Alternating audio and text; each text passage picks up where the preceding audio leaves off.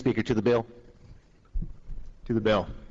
Thank you, Mr. Speaker. Colleagues, and I'd like to acknowledge my co-chair for his graciousness in letting this bill come forward. He was very clear about where his viewpoint was on the bill, and I do appreciate the fact that he go through the Ways and Means process and to the floor.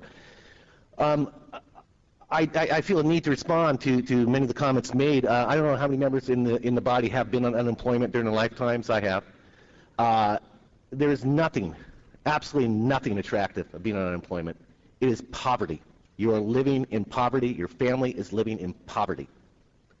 Oregonians know how to fish. Period. We know how to fish. The workers in my district, the workers around the state, they know how to fish. It's not a matter of teaching Oregonian workers how to fish. It's about jobs. It's about creating the jobs. It's also about keeping our focus on what caused this recession. 99 weeks of unemployment?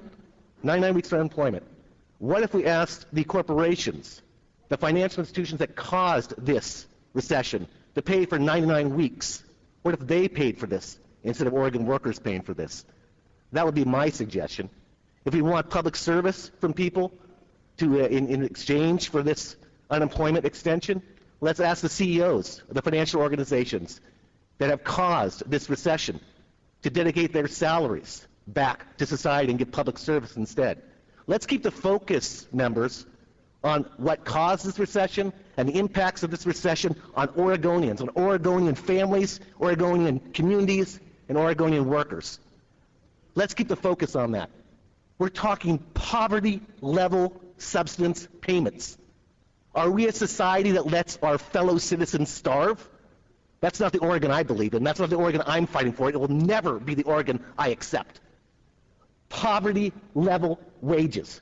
Not being able to buy clothes for your kids, not being able to buy gas for your car, not being able to pay your rent without help from somebody else. That's what unemployment benefits are. That's what these payments are to Oregonians who want to work. The people in my district are unemployed. They're desperate to get back to work. When I was unemployed, I was desperate to get back to work.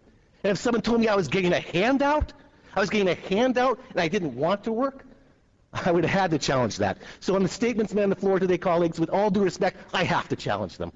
I have to say, show me an Oregonian. Bring them to my office who does not want to work. And then you can criticize them.